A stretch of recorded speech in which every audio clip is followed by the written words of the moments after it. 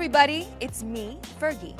Welcome to Season 2 of FN Shoe Star, brought to you by Footwear News and sponsored by my favorite footwear company and partners in my shoe line, Brown Shoe.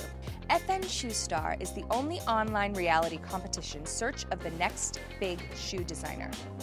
6 contestants, 5 design challenges, and only 1 lucky winner.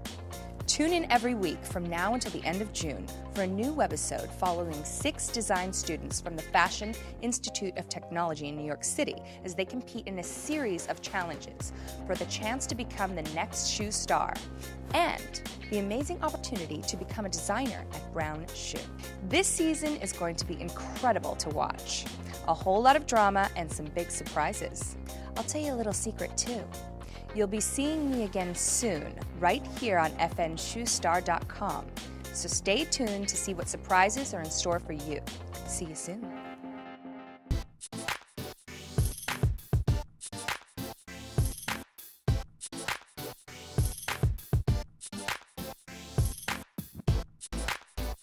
I signed up to be on Shoe Star because I think it's a great opportunity. How could you pass something like this up? Getting positive feedback or negative feedback is exactly what a designer needs to know before actually heading into the real world. It's really exciting. These were my designs and I need to believe in them, and if I believe in them, I hope I can portray that. Even though I'm really young and there's amazing footwear designers, but I think I could bring a new little something, some kind of sugar. I'm so strong at designing shoes, so I want to show it to the world. Hi! Welcome to Shoe Star! Anxious, nervous, excited, everything. It's a great opportunity to do this. Of course, it is nerve-wracking. You're like, well, what am I gonna say? I live for competition. Once I set my mind to something, I go and I put my heart and soul into it. I'm a little nervous because it is such a big task to take on. Great, just follow right this around the corner. Being here, I'm a little numb right now. I think I may wake up tomorrow and be like, that all just happened. It's actually happening. I might be one of the 6 finalists. Did you make that, guy? Yeah, I made it. Oh. So this competition will help me develop my skills. Congratulations, you guys are the finalists, and ultimately we're picking 6 of you guys to be the contestants. I think this is a great segue into how it would be in this industry. You're going to be auditioning for editorial director of Footwear News, Michael Atmore. So he's going to be there with a couple of his other editors.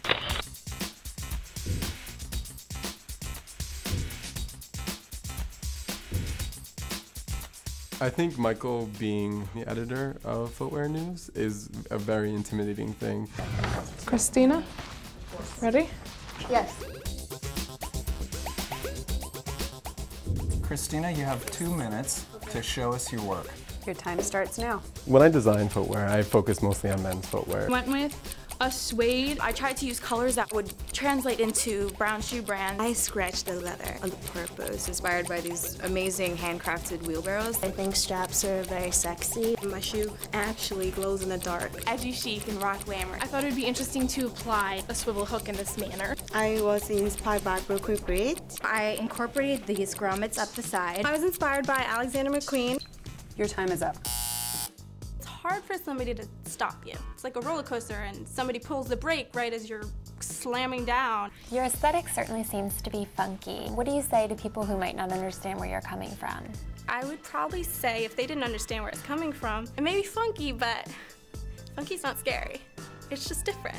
A lot of my designs are a lot of handwork because I feel like if you add just a little touch of handwork, it just makes it different. It's not just the cookie cutter shoe. Why do you think you can win this? I love shoes. I design shoes, I work in a shoe store, I have shoes as tattoos. I think I wake up and draw a sketch every single day. Okay, what do you think? I think she gets the big picture, like what it means to be a brand and how it should feel. I think the leather that she worked with is really soft and buttery. The skeletons were too big. It was And I too don't nice and too really get a sense of her aesthetic beyond that one boot. My inspiration was World War II aircrafts. I wanted to make the shoe marketable to people who like going to clubs, dancing. A question. Yes. You've got a shoe designed for people who go to clubs based on a World War II aircraft. Yes. Do you think there are a lot of people in clubs that are into World War II aircraft? I'm not even sure, but I like to be open-minded when I'm designing. Michael's intimidation factor will make me a stronger and a better person. What do you think your biggest strength is? My biggest strength is color and detail. Okay, and your biggest weakness? My weakness, I just got stuck. I told him what my strengths were, and I didn't think about my weaknesses. So I'm still digesting the World War II meets the club shoe. Yes. That's not strange. I think that even when she couldn't think of an answer, she didn't seem thrown off. She owned it. She owned it. She knew her strengths. And you know, color and detail. Bam. She knew Weakness it. would be... That was the one she couldn't think She of, owned remember? So would this be part of the same collection? These three would not be, no. They were completely different ideas. What kind of shoe would you create in a collection to go with the shoe that you have here? Probably a booty and maybe just a plain pump without this ruffle kind of detail. My portfolio shows a variety. I tried to use a variety of colors as well to show that I'm not afraid of color. You listed being a veterinarian as your ultimate career choice. Pretty different from shoe design. Yeah. What are the similarities? Dealing with creatures and dealing with animals. Like, design is about people. Like, people have to wear your designs. And I had a... Can you elaborate on that? I'm not sure I fully understand the connection between people and animals. Maybe not just Michael's intimidating, but it was like the setup, you know, all three of them at the other end of the table and me presenting and them all coming at me with questions. She's really thoughtful in fit and function, and she thinks about it. Her sample was nice. It was nicely done. It looked like a real shoe you would find. It wasn't the coolest shoe I've ever seen in my life, but it was executed well. I think Brittany is strong. We have something in common. We're both hard working. My sample here is for the fall. Like, the crackled effect is supposed to be very, like, in the beginning it was a little bit of a rough start, you know, the nerves settled a little bit and I sent those butterflies away. Who would you love to design a shoe for, and what would it look like?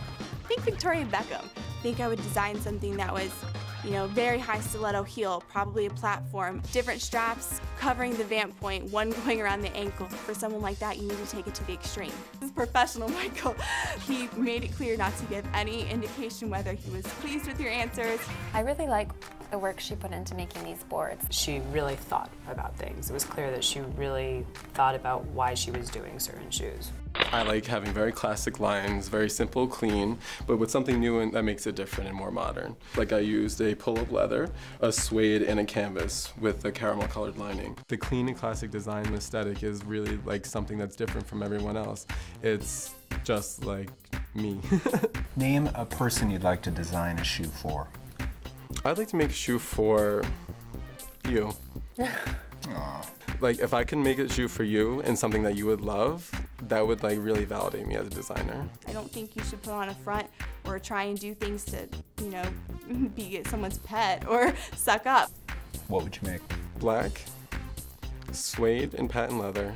Probably something like a mid-high boot. Interesting. Being the only guy in the competition, if anything, it's a little bit of a disadvantage. It's an advantage because he, being a male, has a completely different perspective. How do you like his sample? I think his sample's well thought out. I don't think he's that edgy. He's not really going out on a limb on anything. Yeah, no, I think that what safe. she's shown us for men's is what's out there. Keena, I would feel competition from her because she has a very beautiful eye when she's designing. I'm really into like really handcrafted design. So this I have hand painted here with acrylic paint on the sides and the back and the eyelets. These two shoes that you sketched and didn't create are more interesting. I wonder why you didn't create something that had a little more of the pop of the color or was maybe a little more dramatic. I could have had a better sample shoe to turn in, but I think that I was able to show that I look at things in nature and kind of translate it literally or not so literally into a shoe. If you designed for a celebrity, who would it be? Blake Lively, she kind of has a hippie kind of bohemian look. I think that she would look really well in something that I designed. What would you design for Blake Lively? I like hand-painted heels, like that design, and I could definitely see something in a really high platform. I think that I was able to explain my choice very well and show my diversity between being original and being able to go from that to commercial.